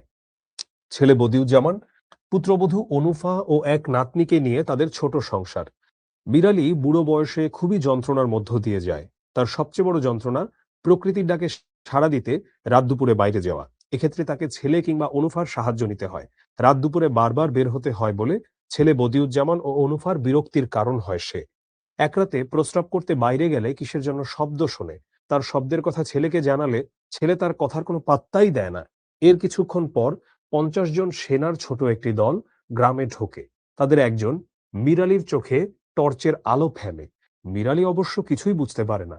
কুকুরের ঘেউ ঘেউ শুনে মীর কিছুটা টের পায় কেউ হয়তো বাড়ির সামনে দিয়ে যাচ্ছে, কিন্তু ছেলে বদিকে এ ব্যাপারে জিজ্ঞাসা করলে সে বিরক্ত হয়ে বাবাকে চুপ করতে বলে। কিন্তু পরদিন সবাই জানতে পারে যে গ্রামে মিলিটারি প্রবেশ করে স্কুল ঘর দখল করে সেখানে অবস্থান নিয়েছে। ময়মনসিংহ ভৈরব লাইনের একটি স্টেশন নান্দাইল রোড, ১০ মাইল উত্তরে গেলে রুয়াইল বাজার। বর্ষাকালে হাঁটা ছাড়া এখানে কোনো উপায় নেই। আরো মাইল ৩০ উত্তরে মধুবন বাজার। আচ্ছা, যাই হোক, এগুলো ইম্পর্টেন্ট না। শীতকালে গরুর গাড়ি চলে ওখানে, বর্ষায় হাঁটতে হয়। গেল। ওইদিকে কোথায়? নীলগঞ্জের জলাভূমির দিকটায় কৈবর্তরা থাকে। জলাভূমির দিকেই তো থাকবে, কারণ তারা তো জেলের সম্প্রদায়, মাছ ধরে। গ্রামের সঙ্গে ওই কৈবর্তদের খুব একটা যোগাযোগ নাই। চিত্রাবুড়ির ছেলেকে কৈবর্তপাড়ার মনা খুন করে। কৈবর্তপাড়ার মনা খুন করে। ছেলে হত্যার বিচার চাইতে চিত্রাবুড়ি ছোটাছুটি করে। নীলগঞ্জের মাতব্বররা কৈবর্তপাড়ার ডাকাতদের বিচার করতে সাহস পায় না। ফলে চিত্রাবুড়ি তার ছেলে হত্যার বিচার পায় না। আবার ঘর বাড়িতে থাকার জায়গা না পেয়ে সে নীলু সেনের কালী মন্দিরের চাতালে বসবাস করতে থাকে। আচ্ছা, এই যে একটা কথা এখানে দেখো, যে যেহেতু মাতব্বররা দেখে যে কৈবর্তপাড়ার উনার এই মানে চিত্রাবুড়ির ছেলেকে খুনের সঙ্গে যারা জড়িত এরা হচ্ছে একটু ডাকাত টাইপের, সো এদের বিচার করতে যায় না। আফ্রিকান একটা প্রবাদ আছে, আইন হলো গিয়ে মাকড়সার জালের মতো, বড় পোকাগুলো এতে আটকায় না, শুধু ছোটরাই এতে আটকায়। অর্থাৎ পৃথিবীতে ক্ষমতাশীল মানুষদের জন্য, অর্থবিত্তবানদের জন্য আইন আসলে কখনোই খুব একটা কার্যকর নয়, বরং এটা কার্যকর যারা অসহায়, যারা দরিদ্র, যারা কম ক্ষমতা সম্পন্ন তাদের জন্যই। এজন্যই দেখবা, ধরো, হ্যাঁ, সব চুরি খারাপ। ওই একটা ছোট্ট চুরি করে, বদনা চুরি করে হোক, আর ধরো ওই বাসাবাড়ির কাপড় চুরি করে হোক, একটা চোর কি বেধড়ক মাইর খায়। আবার দেখবা যে কোটি কোটি টাকা চুরি করে আওয়ামী লীগের কত বড় বড় মন্ত্রী এমপিরা আজকে বাংলাদেশের বাইরে কত সুখে তাদের দিন কাটাচ্ছে। তো তারা সেই ধরাটা খায়নি কেন? কারণ তারা সামহাও ওই এক্সিটটা বের করে ফেলতে পেরেছিল তাদের জীবনে। তাই তারা তাদের জীবনে তাদের কৃতকর্মের কারণে বিচারের সম্মুখীন হয় নাই। পৃথিবীতে হয় নাই, পরকালে তো অবশ্যই হবে। কিন্তু সেই দরিদ্র মানুষটা, সে তো ওই এক্সিট প্ল্যান কোথা থেকে বের করবে? সে ওই ২-৪-৫০০ টাকার জিনিস চুরি কইরা সে ধরো ২ মাস বিছানায় থাকার মতো মাইর খায়। এটাই হচ্ছে বাস্তবতা। ঘরবাড়িতে থাকার জায়গা না পেয়ে চিত্রাবরী নীলু সেনের কালী মন্দিরের চাতালে বসবাস করতে থাকে। সেখানে সে গভীর রাতে দেবীর কাছে তার ছেলের হত্যাকারীর বিচার চায়। গ্রামে মিলিটারির আগমনের বিষয়টিও সেও দেখেছে, তবে তাদেরকে সে চিনতে পারেনি। তাদের চলাচল দেখে সে আশ্চর্যান্বিত হয়ে পড়ে। গ্রামে মিলিটারি ঢুকেছে এটি প্রথম বুঝতে পারলেন নীলগঞ্জ মসজিদের ইমাম। সেনাদের আগমনে তিনি খুবই ভয় পেয়ে যান। বিভিন্ন বিষয় চিন্তা করতে করতে তিনি মুসল্লিদের জন্য অপেক্ষা করতে থাকলে তাদের কারো খোঁজ না পেয়ে আরো চিন্তিত হয়ে পড়েন। পরে কয়েকজন মুসল্লি এলে তিনি খুবই সংক্ষিপ্ত নামাজ পড়ে মসজিদ থেকে বের হন। বাড়ি যাওয়ার পথে স্কুল ঘরের কাছে গেলে মেজর তাকে ডেকে নিয়ে যান। আচ্ছা, ইমাম সাহেবকে। সেখানে তার কাছে বিভিন্ন তথ্য জানতে তার উপর নির্মমভাবে শারীরিক নির্যাতন চালানো হয়। গ্রামের প্রাইমারি স্কুলের প্রধান শিক্ষক আজিজ মাস্টার, সে রুগ্ন একজন মানুষ, হাঁপানির রোগী। মিলিটারির মেজর এজাজের নির্দেশে তাকেও ডেকে নিয়ে যায় তার স্কুলের দপ্তরি, মানে যে ঘন্টা দেয়, ও দারোয়ান রাসমোহন। প্রথমে আজিজ মাস্টার মিলিটারির সংবাদ বিশ্বাস না করলেও একসময় ঠিকই এর সত্যতা জানতে পায়। মেজরের সামনে তাকে নেওয়া হলে গ্রামের বিভিন্ন বিষয় তার কাছে জানতে চাওয়া হয়, অথচ সে এসবের কিছুই জানে না। মেজর তাকে জংলা মাঠের মুক্তিযোদ্ধাদের সম্পর্কে প্রশ্ন করে। পরে জংলা মাঠে অপারেশন পরিচালনার কথা মুক্তিযোদ্ধাদের জানিয়ে দেবেন বলে আজিজ মাস্টারকেও ইমাম সাহেবের সঙ্গে টিচার্স রুমে আটকে রাখেন। অথচ আজিজ মাস্টার পাকিস্তানি মিলিটারির সুদৃষ্টি আকর্ষণের জন্য একটি ছোট দলের নেতৃত্ব দিয়ে সৈন্যদের সামনে পাকিস্তান জিন্দাবাদ, কায়েদে আজম জিন্দাবাদ ইত্যাদি স্লোগান দিয়েছিল। তার এই প্রচেষ্টা ব্যর্থতায় পর্যবসিত হয়, মানে ব্যর্থ হয়। এই উপন্যাসের গ্রামের মানুষগুলো খুবই ভীরু। মেজর এজাজ মনে করেন কুকুরেরও আত্মসম্মান বোধ থাকে, এদের তাও নেই। গ্রামে মিলিটারি প্রবেশের পরই মানুষগুলো ভীত সন্ত্রস্ত হয়ে পড়ে। মতি মিয়া, জয়নাল মিয়া, রাসমোহন, বদিউজ্জামান প্রত্যেকেই ভয়ে জড়সড় হয়ে প্রাণ বাঁচানোর চেষ্টা করেছে। বদিউজ্জামান মধুবন বাজারে যাওয়ার পথে মাঝ পথ থেকে আবারও ফিরে এসেছে। জংলা মাঠে লুকিয়ে থেকেছে দীর্ঘ সময় ধরে। সেখানে সে গিরগিটি শেয়ালের মুখোমুখি হয়েছে, পচা দুর্গন্ধময় পানিতে বসে লুকিয়ে থাকার চেষ্টা করেছে। আমরা একটু আগে কিন্তু ওনার কথা বলছিলাম, ঠিক আছে? তারপরে কি, তবে জঙ্গলের প্রতিকূল পরিবেশের সঙ্গে লড়াই করে শেষ পর্যন্ত সে সাহসী হয়ে উঠেছে, কিন্তু তার এই সাহস মিলিটারির বিরুদ্ধে কাজে লাগাতে পারেনি। সেনাবাহিনীর নৃশংস আচরণ লক্ষ্য করা যায় উপন্যাসের বিভিন্ন ঘটনায়। কৈবর্ত মনাকে আগের একটা খুনের ঘটনায় দোষী সাব্যস্ত করে ওই চিত্রাবুড়ির ছেলে তার 11 বছরের ভাইকে সহ প্রকাশ্য, মানে মনা এবং মনার ভাইকে প্রকাশ্যে গুলি করে হত্যা করা হয়।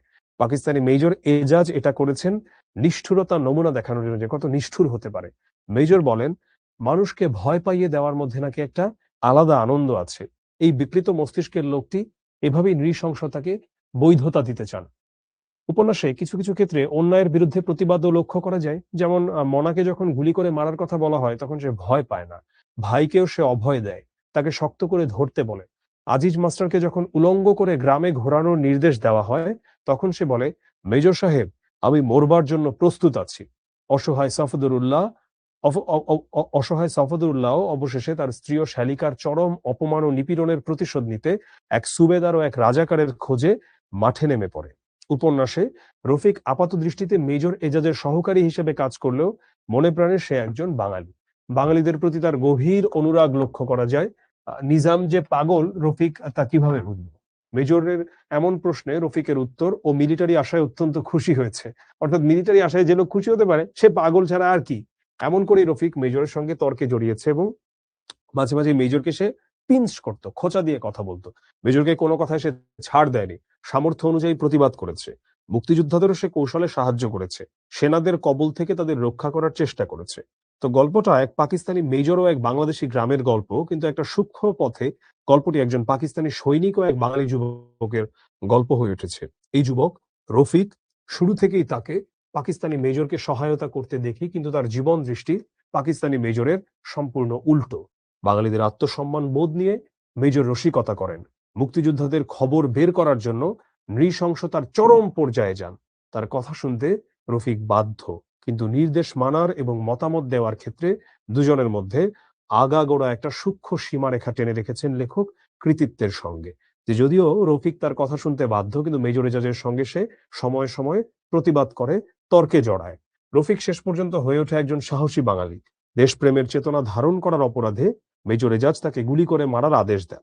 রফিক তাতে বিন্দু মাত্র ভয় পায়নি, বরং তার সাহস দেখে মেজর এজাজের কপালে বিন্দু বিন্দু ঘাম জমতে থাকে। চুম্বক তথ্যগুলো দিয়েছি, এগুলো আমার পড়ার মধ্যে চলে এসেছে, এগুলো তোমরা নিজেরা পড়ে নিবা। এগুলো থেকে আসলে তেমন কিছু বোঝানোর মতো নাই, কোনো অবজেক্টিভ আসবে না এগুলো থেকে। সো আমি এখানে এগুলো আলাদা করে পড়াবো না।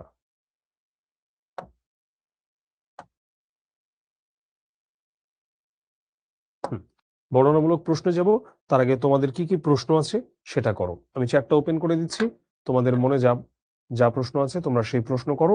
এরপরে আমরা বর্ণনামূলক প্রশ্ন যাব, তারপরে আমরা HW দেব।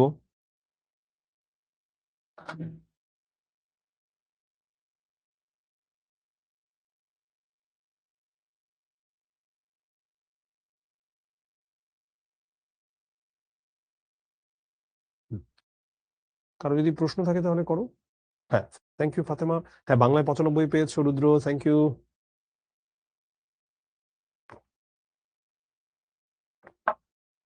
হুম, বলতে থাকো বলতে থাকো।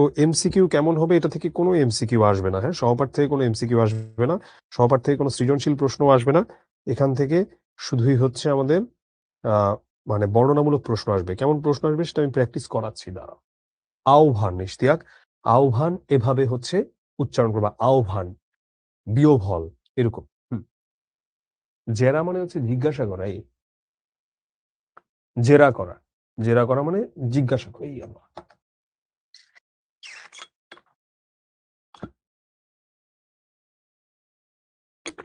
হুমায়ুন আহমেদের কি বইয়ের নাম বলবো? জ্যোৎস্না ও জননীর গল্প, এটা পড়তে পারো। হুমায়ুন আহমেদের বাদশা নামদার, এই বইটার কথা আমি সবসময় বলি, এই বইটা পড়তে পারো, খুব ভালো বই এটা। মানে শুরু করার জন্য খুব ভালো বই আর কি। নন্দিত নরকে প্রথমে পড়লে তোমাদের বয়সে ভালো লাগার কথা না। 1971-এ বঙ্গবন্ধুর কি কোনো অবদান নাই, তার কথা বলা হয় নাই কেন? আচ্ছা, এইখানে তো এটা একটা উপন্যাস, আসলে এখানে মুশফিকুর রহমান বঙ্গবন্ধুর কথা বলা হয় নাই কেন, এটা তো একটা ক্রিটিক্যাল কোয়েশ্চেন হয়ে গেল। এটা হুমায়ুন আহমেদকে জিজ্ঞেস করলে ভালো ছিল, যে কেন মানে আসলে বঙ্গবন্ধুর কথা এখানে বলেছে কি বলে নাই। আর হুমায়ুন আহমেদ নিজে কিন্তু বঙ্গবন্ধুর আবার একজন ভক্ত ছিলেন। সো এটাই আগ্রাসন মানে কি, আগ্রাসন মানে হচ্ছে ধরো আহ একটা খুব দখলদারিত্ব টাইপ অবস্থা। ধরো যেমন একটা কথা বলে যে ভারতীয় আগ্রাসন, বা ধরো পশ্চিমা সংস্কৃতির আগ্রাসন, মানে ওই পশ্চিমা সংস্কৃতিতে যেগুলো চলে ওগুলো এখানেও খুব একটা জোর বা জোর জোর যাচ্ছে এমন আর কি। হ্যাঁ।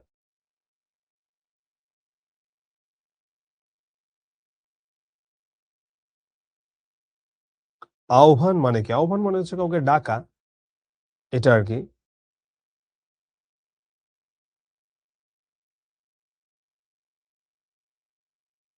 ওয়েট,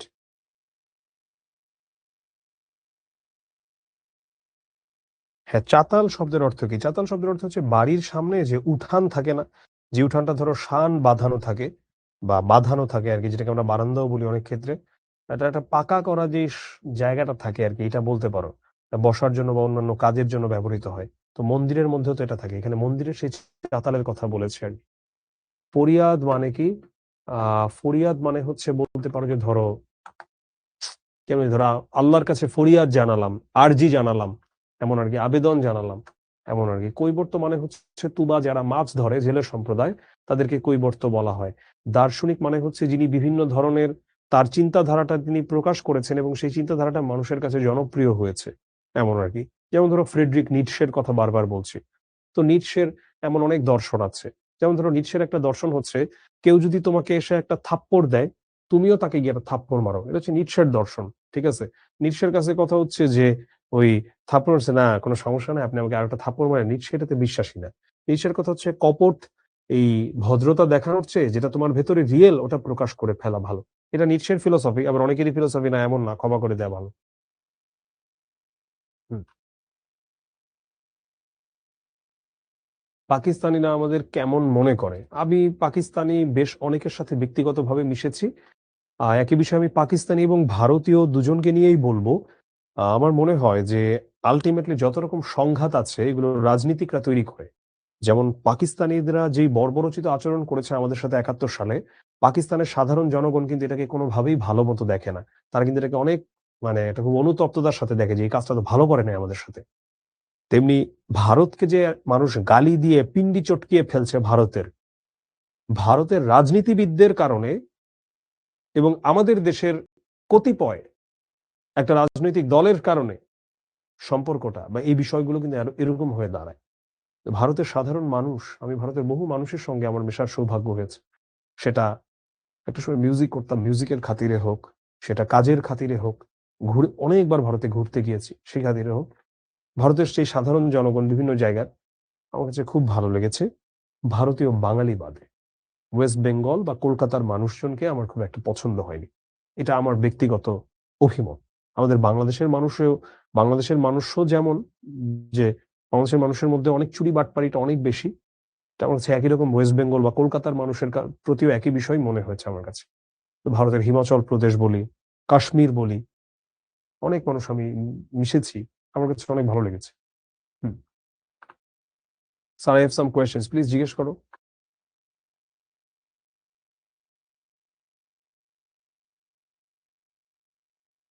আচ্ছা, আমরা ফালতু প্রশ্ন করব না। ঠিক আছে, যে আমরা ফালতু প্রশ্ন যেটা করব না সেটা হচ্ছে যে হুম, যেমন ধরো ফালতু প্রশ্ন বলতে চাচ্ছিলাম, রাজনীতি নিয়ে প্রশ্ন করতেছে অনেকে। So, আমরা তো রাজনীতির ক্লাসে নাই, ক্লাসটা 8:30 পর্যন্ত, আর অল্প কিছুক্ষণ আছে। আমরা এখন এই বর্ণনামূলক প্রশ্নে চলে যাবো। আমি আর 2 মিনিট প্রশ্ন নিবো, আমি কোন ক্যারেট কলেজে, আমি কুমিল্লা ক্যারেট কলেজে পড়েছি। আমি কখন থেকে টাকা উপার্জন করি? ইশতিয়াক, আমি জীবনে প্রথম টাকা উপার্জন করেছিলাম ক্লাস 7-এ থাকতে। এই তো, এটা যদি বলো প্রথম, আর এরপরে কনসিস্টেন্টলি টাকা উপার্জন করেছি আমি ইউনিভার্সিটি ফার্স্ট ইয়ার থেকেই আমি টাকা উপার্জন করেছি।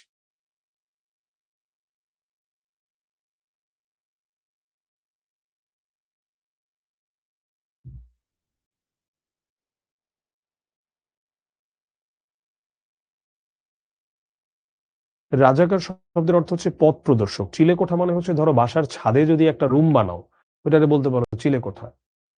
How should we learn about philosophy, politics etcetera related to arts being as a student of science? YouTube অথবা বই, আর কি? এটাই তো। হুম। এমসিকিউ আসবে না, এমসিকিউ এখান থেকে আবার কিভাবে আসবে? এমসিকিউ আসবে না। ওকে, ঠিক আছে, হ্যাঁ, ক্লাস শেষ। জলি বলেছে আপনি আমার অ্যান্সার দেন না কেন? জলি, তোমার প্রশ্ন করো, সমস্যা নেই, আমি উত্তর দেবো। আর জলি, ধরো এই যে আজকে যদি প্রশ্নের উত্তর মিস চলে যায় সেটাও সমস্যা নাই। আমি এক্ষেত্রে যেটা বলি যে আমাদের ধরো ক্লাসে চাইলেও সবার উত্তর দেওয়া যায় না, তো তোমার আমাদের যে মানে ডেডিকেটেড ফেসবুক গ্রুপটা আছে ওখানে প্রশ্ন করবা, ওইখানে হচ্ছে আমরা ইয়ে করবো ইনশাল্লাহ, ওখানে হচ্ছে উত্তর দিব।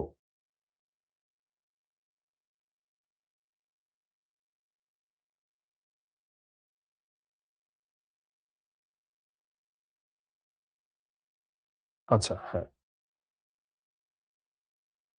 হ্যাঁ, বর্ণনামূলক কিভাবে অ্যান্সার করলে ফুল মার্কস পাবো, চলো আমরা এখন সেটাই দেখবো, বর্ণনামূলক আমরা কিভাবে অ্যান্সার করব। সো বর্ণনামূলক প্রশ্ন আমরা কিভাবে অ্যান্সার করব? আমরা চলো, একটাতে তো থাকবে 3 নম্বর প্রথমটাতে, পরেরটাতে থাকবে 7 নম্বর, তাই তো? চলো আমরা দেখি, জাস্ট একটা অ্যান্সার আমি করে দিচ্ছি, বাকিগুলো আমি তোমাদেরকে HW দিয়ে দিচ্ছি। অনুফাকে সে কেন মীর আলীর উপর বিরক্ত হয়? চলো এটা দেখি। 3 নম্বর প্রশ্নটা তোমরা কতটুকু লিখবা? এটা তোমরা 1 পৃষ্ঠা লিখবা। আল্লাহ, এত জোরে একটা সাউন্ড হলো কিসে? আমি যে বিল্ডিং এ আছি, আশা করি কোনো অ্যাক্সিডেন্ট হয়নি। আর তোমরা কতটুকু সময় নিবা? তোমরা 19 মিনিট সময় নিবা। আসলে ভূমিকম্প হওয়ার পরে সবসময় একটা ভয় ভয় লাগে। আল্লাহ সবাইকে রক্ষা করুক। ভূমিকম্পটা এমন ভাবে আসলে আসছে, সেটাই।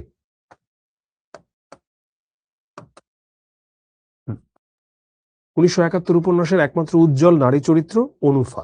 সে কেন বিরক্ত হয়? চলো দেখি কি। সে নীলগঞ্জের 70 বছর বয়স্ক বৃদ্ধ মীর আলীর পুত্রবধূ এবং বদিউজ্জামানের স্ত্রী। নীলগঞ্জ গ্রামে দ্বিতীয় মিলিটারি বাহিনীর আগমনের সাথে সাথে গ্রামে যুদ্ধের তাণ্ডব মারাত্মক আকার ধারণ করে।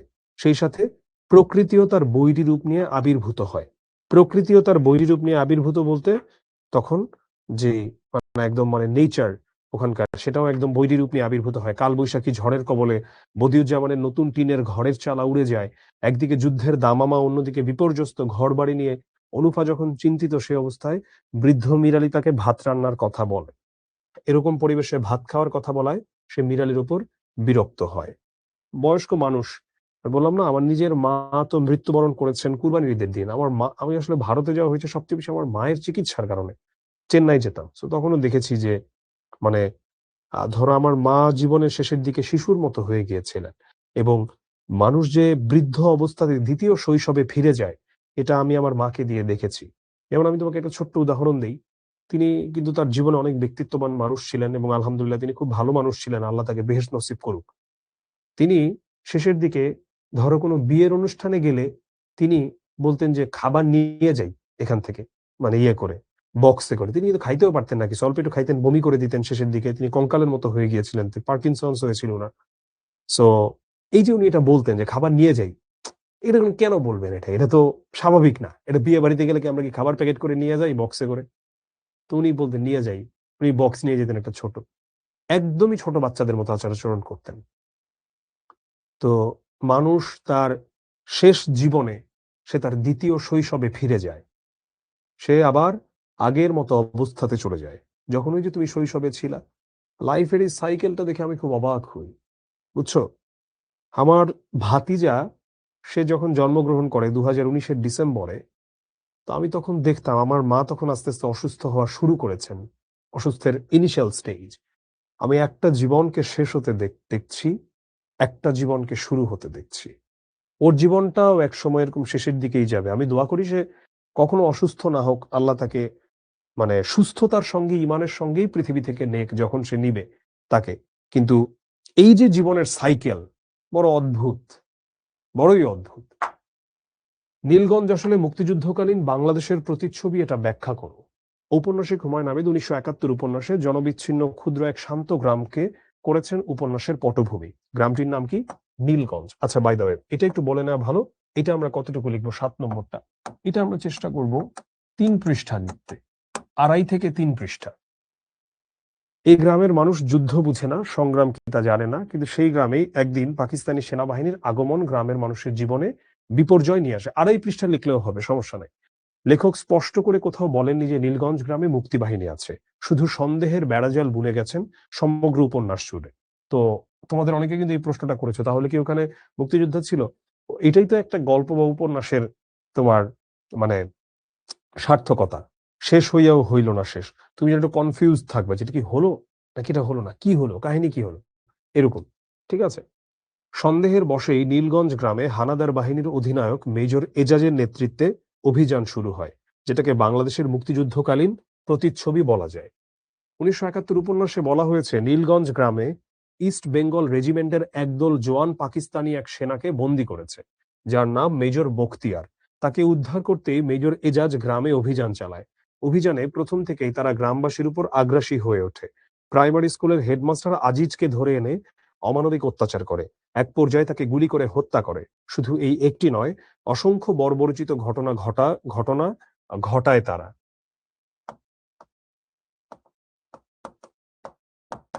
গ্রামবাসীকে ভয়ভীতি দেখানোর জন্য এবং ত্রাসের রাজত্ব কায়েম করতে মনাকে ও বীরুকে সবার সামনে গুলি করে হত্যা করে।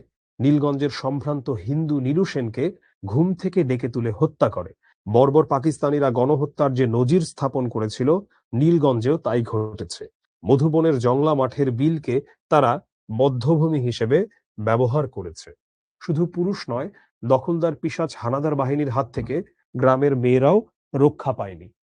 সফদুল্লাহর স্ত্রী ও শ্যালিকাকে তারা ধর্ষণ করে, লাঞ্ছিত করে।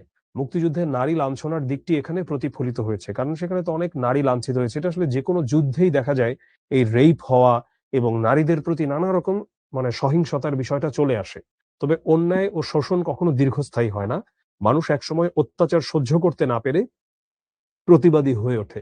সফদরুল্লাহ তার স্ত্রী ও শ্যালিকার লাঞ্ছনার প্রতিশোধ নিতে দা হাতে বেরিয়ে পড়ে। আজিজ মাস্টার লজ্জাজনক পরিস্থিতি বাদ দিয়ে মৃত্যুকে বরণ করে এবং বিবেকের তাড়নায় ও প্রতিবাদ স্বরূপ রফিক মেজর এজাজের বিরুদ্ধে বিদ্রোহ ঘোষণা করে এবং মৃত্যুবরণ করে। প্রত্যক্ষ কোনো প্রতিরোধ না হলেও দেশপ্রেমের চেতনাবোধ জাগ্রত হয় বেশ কিছু চরিত্রে, যা বাংলাদেশের মুক্তি সংগ্রামের প্রতিচ্ছবি। এছাড়াও এদেশীয় রাজাকারদের উল্লেখ রয়েছে এই উপন্যাসে। তাই বলা যায় ১৯৭১ উপন্যাসের নীলগঞ্জ গ্রাম আসলে বাংলাদেশের মুক্তিযুদ্ধকালীন একটা প্রতিচ্ছবি। আর বাকি যা আছে তার সবগুলো হচ্ছে HW। অর্থাৎ শুধু প্রথমটা আমি তোমাদেরকে বুঝিয়ে দিলাম, বাকিগুলো তোমরা ফার্স্টে অ্যান্সার করবা, অ্যান্সার করার পরে ছবি তুলে গ্রুপে পোস্ট করবা। গ্রুপে যদি অ্যাড না হয়ে থাকো, তোমার ক্লাস আর কোয়ার্টার লিখে ফেসবুকে সার্চ করলেই পেয়ে যাবা। এরপরে যদি কনফিউশন থাকে 16780 তে কল করলে তোমাকে গ্রুপে অ্যাড করিয়ে দেওয়া হবে। সো তুমি বাট গ্রুপে তুমি নিজে নিজে অ্যাড হইতে পারবে, এটার জন্য 16780 আসলে কল দেওয়ার প্রয়োজন নাই। তো যাই হোক, সো তুমি হচ্ছে এই গ্রুপে অ্যাড হবা, গ্রুপে অ্যাড হয়ে এইভাবে ছবি তুলে উত্তর দিবা। এরপরে তুমি উত্তরটা দেখবা। তুমি যদি আগে উত্তরটা দেখে ফেলো তাহলে তো লাভ, তাহলে পরীক্ষা হইলো কেমন, HW হইলো কেমন এটা তাহলে। সো তোমাদের যদি এরপরে পড়ার টাইমে কোনো প্রশ্ন জাগে, তোমরা একটু অবশ্যই দিবা, আমাকে লিখে দিবা প্রশ্নটা, আমি উত্তর দেওয়ার চেষ্টা করবো। 19 মিনিট এর বেশি সময় তোমরা নিবা না একটা অ্যান্সার করতে। আর যদি আজকের ক্লাসটা ভালো লাগে, শিখবো জিতবো গ্রুপে তোমরা পোস্ট করে দিবা। তো এই ছিল আমাদের আজকের ক্লাস। আজকের ক্লাসটা আমি এখানেই শেষ করে দিচ্ছি। সবাই ভালো থাকো, সুস্থ থাকো। ইনশাল্লাহ তোমাদের সঙ্গে আবার দেখা হবে। আর আমরা দোয়া করি আল্লাহ ওসমান হাদিকে জান্নাতের শ্রেষ্ঠ জায়গাতে আসীন করুক, এবং আমাদের সবার ভেতরে যাতে ততটুকু সাহস, ততটুকু মর্যাদা, এবং আমরা যাতে বিক্রি না হয়ে যাই। হ্যাঁ, এই জুলাই আন্দোলনের পরে বহু মানুষ বিক্রি হয়ে গেছে, বহু মানুষ বিক্রি হয়ে গেছে টাকার কাছে, ক্ষমতার কাছে। হাদিরা বিক্রি হয় নাই। বিক্রি হয় নাই বলে আজকে হাদি এরকম একটা অবস্থাতে যেতে পেরেছেন, যেখানে জানাজাতে দূরবর্তী মানুষ আসে, রিক্সা থেকে নামার পর রিক্সাওয়ালাকে ভাড়া সাধার পর রিক্সাওয়ালা ভাড়া নেয় না, যে হাদি ভাইয়ের জানাজায় আসছেন, আপনি কিসের ভাড়া নিন। তো আমরা যেন সেই জায়গাতে যেতে পারি। আমরা যেন আমাদের ৮০-৯০ বছর বাঁচার দরকার নাই। আসলে অনেক বড় জীবন পেয়ে কোনো লাভ নাই যদি জীবনটা ইম্প্যাক্টফুল না থাকে। আমরা যেই কয়দিন বাঁচবো সেই কয়দিন যাতে নিজের জন্য, পরিবারের জন্য, সমাজের জন্য, দেশের জন্য, পৃথিবীর জন্য আমরা অনেক কিছু করে যেতে পারি। সবাই ভালো থাকো, সুস্থ থাকো। আল্লাহ হাফেজ। সালাম আলাইকুম। 2026 সালে